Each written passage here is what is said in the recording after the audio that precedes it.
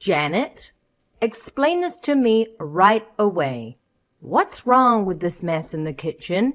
What's with the kitchen? I don't understand what you're talking about. Just tell me what happened. I can't believe it. Now you're officially a member of the family, so you don't have to do anything, right?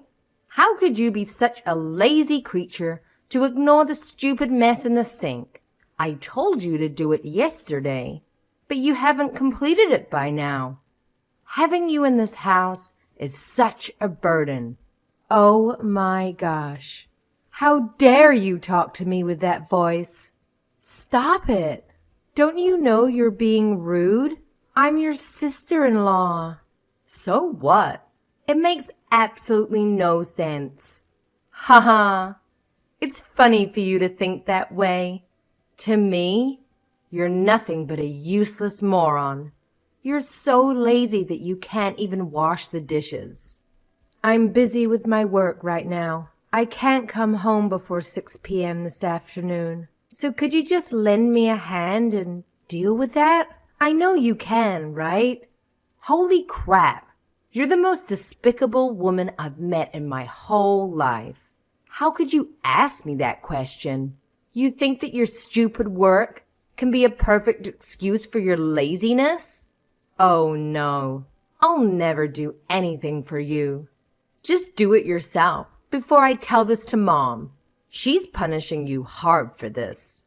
Ugh, I can't understand why you could be here. You're not worth it. Why am I here? I married your brother Barry. I didn't have a problem with living with your father and taking care of him. My grandfather was in the military too. I know how veterans sometimes have a rough time back in civilian life. Barry told me how tough it was when your mother passed away, and I don't mind helping out around the house. I didn't even mind the fact that you were still living at home. The house is big enough for everyone to have a little space of their own. But I'm not here to do everything, so you don't have to lift a finger. You just don't get it, do you? Shall I spell it out for you? As long as you're under our roof, you are expected to do as you're told. We have allowed you to live here out of the goodness of our hearts. You seem to have forgotten that you are freeloading on the backs of our kindness. It would do you well to try and remember that we've been very good to you. So don't forget to keep up your end of the bargain. What are you on about? Do you think this is some kind of twisted fairy tale? My brother feeds you and clothes you, right? Most people would be grateful and try to do their best for the family that had taken them in. You, on the other hand, seem to have a cheeky answer for everything, and a complaint to go along with it. Know your place, Janet. I didn't get married to become this family's housemaid. I married Barry knowing that his mother had passed away, and that his father needed special care because of his wounds. I most certainly didn't expect to be treated like Cinderella by some wicked stepsister. I don't care what you expected. This is my house, and you will abide by my rules while you're here. I should make you pay for my medical bills. All the stress you've caused me since you've moved in here is taking a horrible toll on my well-being. What? You do realize that if I even did consider giving you money, you'd be extorting your brother and not me, right? You've made me lose great wads of hair, and I had to buy a special Himalayan growth serum. I've also had to increase my time at the spa each week. Mario at Prestige Massage says the knots in my backs and shoulders are a direct reaction to the stress of having you in my house. He recommends daily massages and saunas. My back especially needs a lot of work, he says. And it's not cheap, you know. The oil he uses, a source from a tiny plantation in the Amazon that only 2 people know about.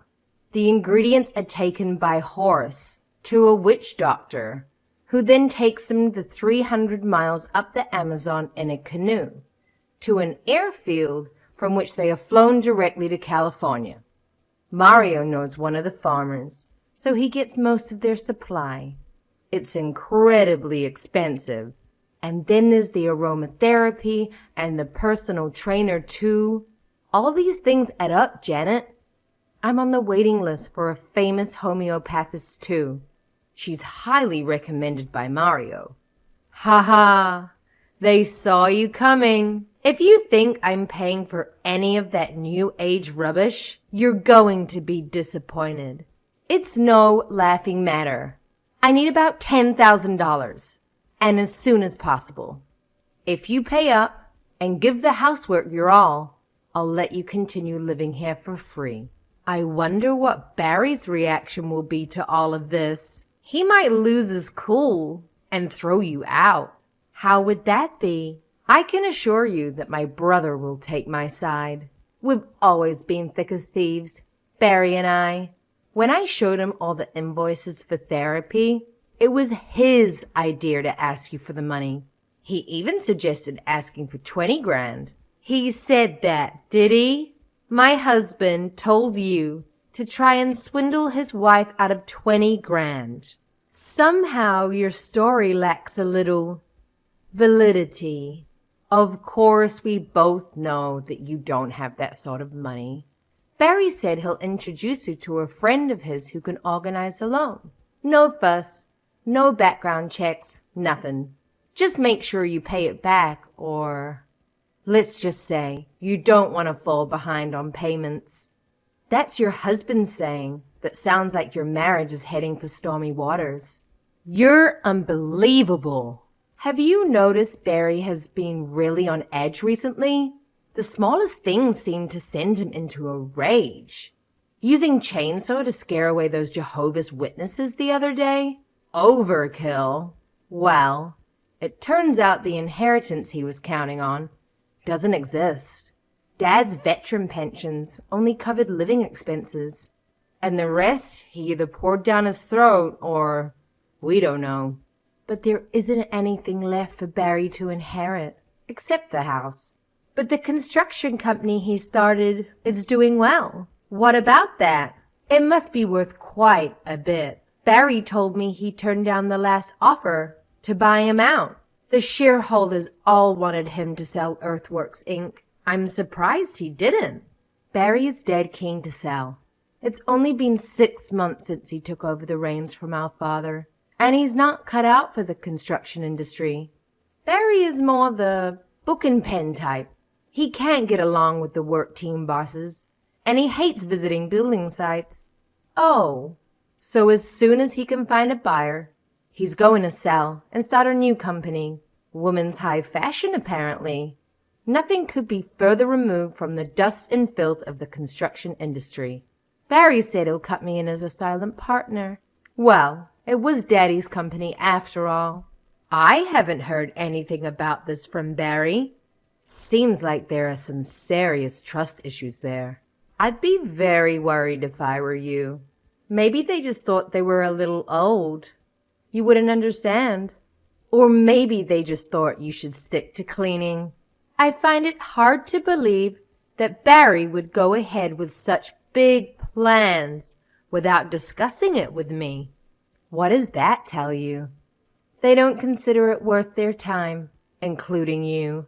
How does that make you feel? Disillusionment? Despair? Or maybe both? Ha. It really doesn't matter. Things are looking pretty grim for you. Best you just accept your lot, put your head down, and be the best little housekeeper you can be. Leave the important things to those of us who know what we're doing. And if you can't toe the line, you know where the door is. We took you in, so you'd better earn your keep. Got it. Loud and clear. What? Really? I thought you were impossibly stupid and unable to grasp even the simplest concepts. That's wonderful, then. Right. I'll leave you to it, then. Thought that might take a bit more shouting before you understood. No, I understand. Great. You see, a laugh and a smile and everything is okay again. If everyone knows their place, We'll all get along swimmingly. Oh, and the money by the end of the week. Please, I want to be sure to book my spots at the spa next month. They need the cash up front. They're having a few problems with the online payment system, Mario says. If you need to take out a loan, have a word with Barry. He knows a guy.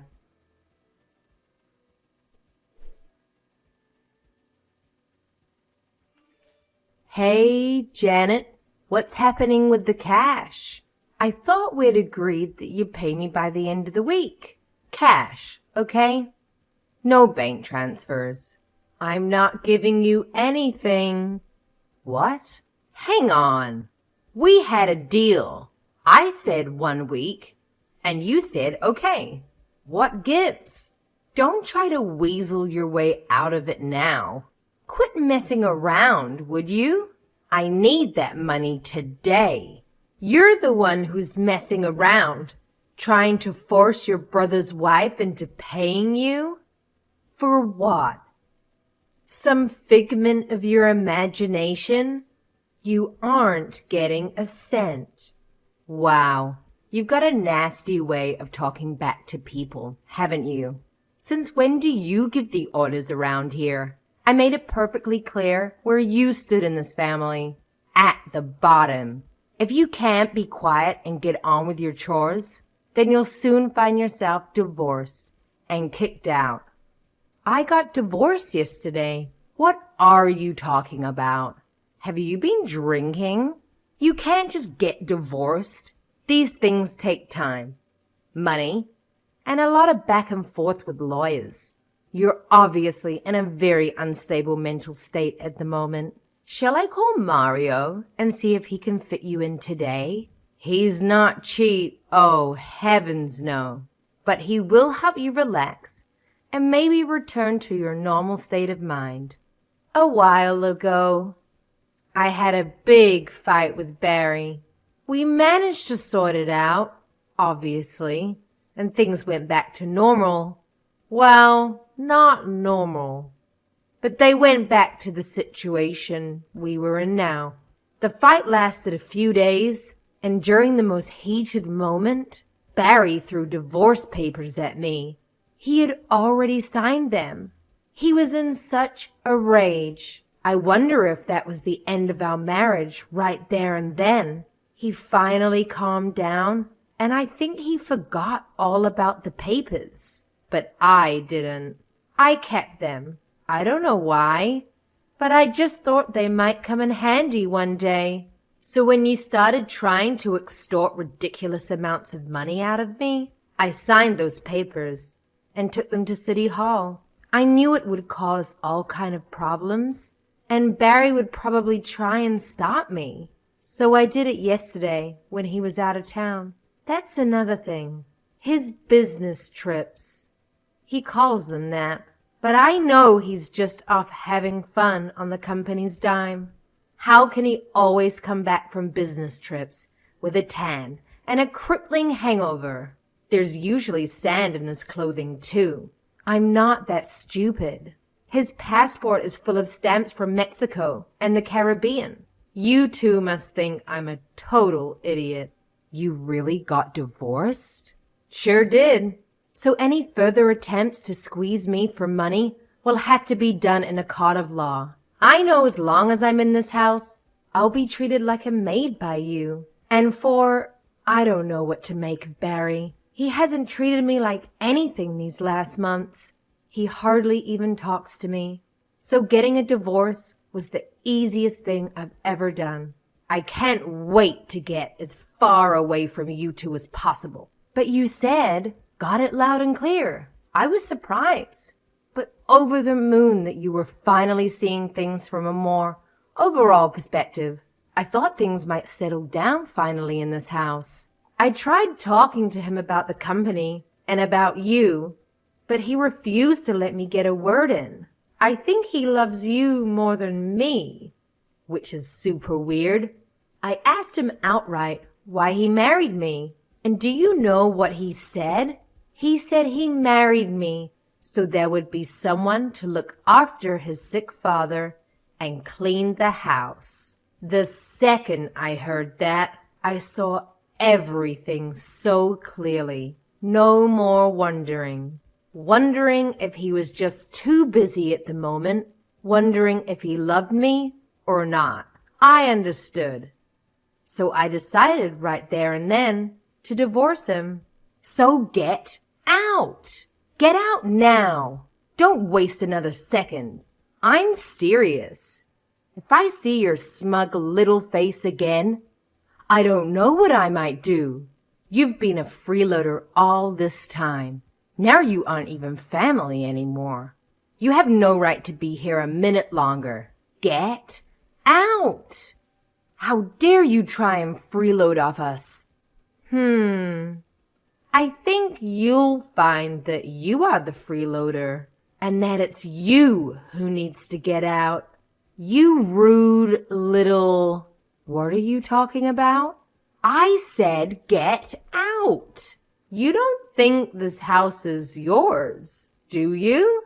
Ha ha!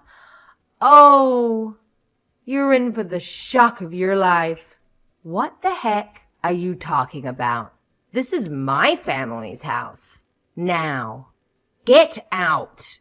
I hate to be the one to tell you. Actually, no, I'm enjoying this. I can't tell a lie. This house is mine. It's in my name. You better tell me what the hell you're talking about. My father bought this house. We've lived here for years. Explain yourself and make it quick. I've got a good mind to go over there and thrash you within an inch of your life. Exactly what I said. There's no hidden meaning. I own this house. The deed is in my name. I bought it, so it's actually mine. No, no, no. What the hell?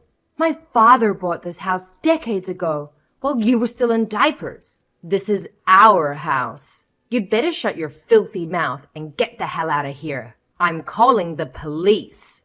You're a freeloader. Get the hell out. Go ahead. Call him. Your father asked me to buy the place, so I did. Go on. Call the cops. That'll save me having to explain anything. You'll have to explain, though, and when you're done screaming, you might calm down enough to accept the truth. Please call them. I need them to evict an intruder. Wait a minute. What are you saying? This is all too confusing. Ah, you aren't as smart as you think you are. Are you? Okay, I'll lay it all out for you. Just before your father died last year, he told me that his company was going under. They were just a few months away from filing for bankruptcy. Yes, but Daddy had a sudden angel investor who gave a no-strings-attached loan to buy the latest equipment and get things back up and running again. Yep, and who do you think that investor was? I can't believe we're having such a stupid conversation. You sound insane. You're going to need more than just a massage and some aromatherapy. This is going to take a straitjacket and leeches, right? Yes. Anyway, your father asked me to buy the house so he could buy all that new equipment. This is the most ludicrous story I have ever heard. Why would he ask you? And I'm supposed to believe you're somehow filthy rich? How is that possible? If you must know, I took out what my parents left me and put most of it into a little company I thought would do well. It did so well, in fact, that I never had to work again. It gave me the financial independence to invest in more and more companies I thought had potential. The dividends alone are enough to live on, but I seem to have a knack for spotting potential 10-baggers, and I thought you were a simpleton. So you're some kind of a genius investor. More luck than genius. And I never invest in a company without doing a thorough dig into their background. But yeah, that's where the money comes from. I don't want the extra attention, so I never flash my money around. Then when I saw your father's company circling the drain, I offered to help. So you bought the house? Why? He wouldn't just take my help. Maybe because it was his company that had built from nothing. Maybe it was his pride. Something about being a man. I don't know. But he flat out refused to hang out. So to make him accept it, I offered to buy the house. At that time, he was still alive, and Barry and I were still newlyweds. It made sense. I just kept quiet about it. Even Barry doesn't know. So the house really belongs to you.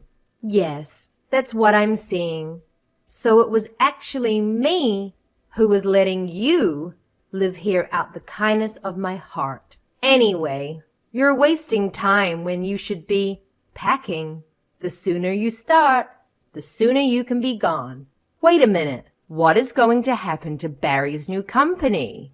You mean his idea to mortgage the house and use the money to start its clothing company? That's gone out the window, hasn't it?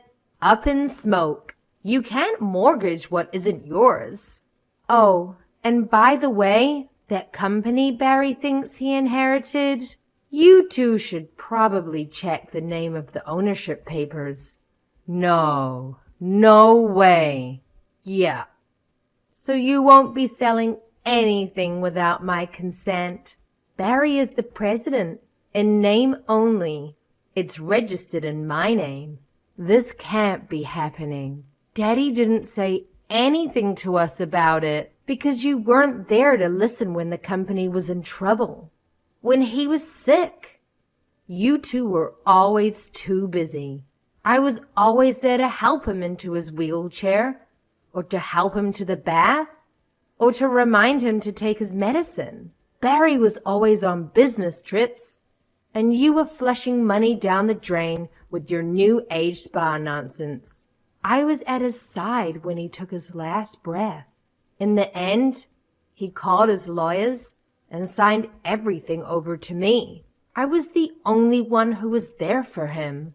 That wily old devil. Barry doesn't know he's meeting with the other partners of his new business today. Oh, God. He's taken a huge loan from his friend. And that friend is not the kind of person you want to mess around with. Oh, God. Indeed. That friend. I'm guessing she isn't your regular bank manager then? So putting two and two together, Barry has got on taking a big loan from some crook? I'm guessing that must be the case, because a bank would, of course, do a thorough check of the company's financial situation, assets, etc. They would, of course, have seen that neither the company nor the house were in Barry's name. No, the loan is from a friend. I'm sure it's okay. What shall we do? Nothing to do with me anymore. I signed the loan contract with Barry. I'm in this too. Well, you're a partner, aren't you? You share the risk with him? Yeah, but that's when we thought we could use the house as collateral. What are we supposed to do now? The whole business plan was based on selling the house and business. Oh, God. It's all melting before my eyes. Yeah, you should have talked to me sooner. How was I to know? You didn't say anything. Daddy didn't either. Now we have no company or house. Just a big debt. Look, the first thing you should do is pay back that loan as quickly as possible. I mean, seriously. The interest on those types of loans is going to make your life very difficult. It's like a never-ending cycle of financial torture. And let me tell you, if you miss even a single payment, oh boy, brace yourself for that interest rate to shoot up. That's just how those people operate, you know? Ugh, Janet, can you please spare me the lecture? The money is already gone. We went ahead and spent it all on setting up the new business shop. You know, interior design, stocking up on inventory, and hired some fresh-faced staff members. Well, well, well. Look at what we have here. You really have gone and screwed things up, haven't you? I mean, if I was a religious person, I'd say some good old karma coming back to bite you in the rear. Your grand plans? Yeah, they're pretty much toast now. Looks like you're gonna be swimming in a sea of debt with no life raft in sight. Janet, I've made a horrible mistake. I can't even begin to express how deeply and truly sorry I am. I didn't know it was gonna turn out like this. I was just awful to you, and I regret every bit of it. Can you find it in your heart to forgive me? Or maybe forget it? Barry, he only thinks about himself. But please, Janet, I'm begging you, forgive me. Fine, fine. I'm not even angry. What, really? You forgive me? Just like that? Yeah, I forgive you. I mean, life's too short to hold grudges, right? But here's the deal, dearie. Just get out of my house. You and Barry, you belong together. You're like two peas in a pod, worthless scum. And trust me, I don't want to have to see either of you for any longer than absolutely necessary. So how much longer are you planning on trespassing on my land?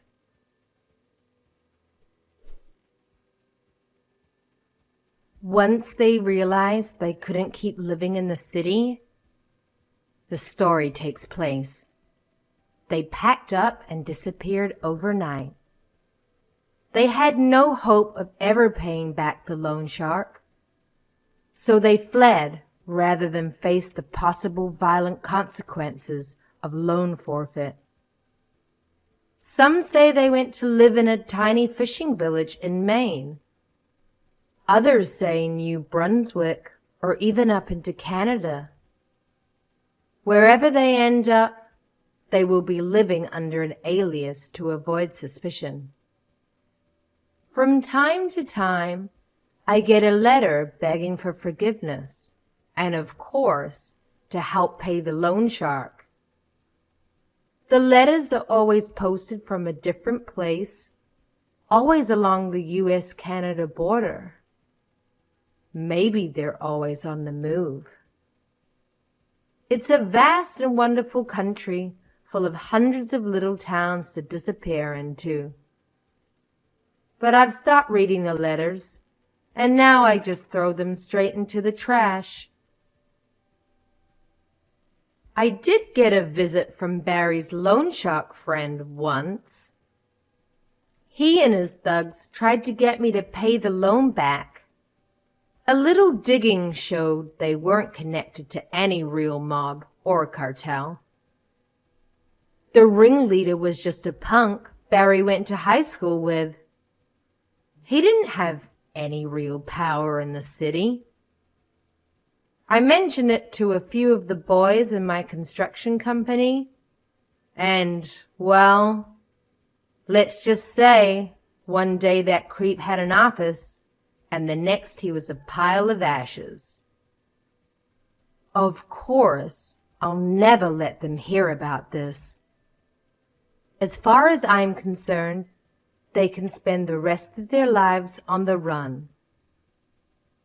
As for the company I bought from Barry's father, I was worried I wouldn't be cut out for the harsh reality of running a construction enterprise. It turns out I'm actually pretty good. I'm actually thriving. That's two things I'm good at. Oh, and facing down wicked sister-in-laws. Little by little, the company is getting back on its feet. And we've just got the contract to rebuild the football stadium. I hope Barry's father is up there looking down on me and smiling. I hope he's glad he had me to rely on.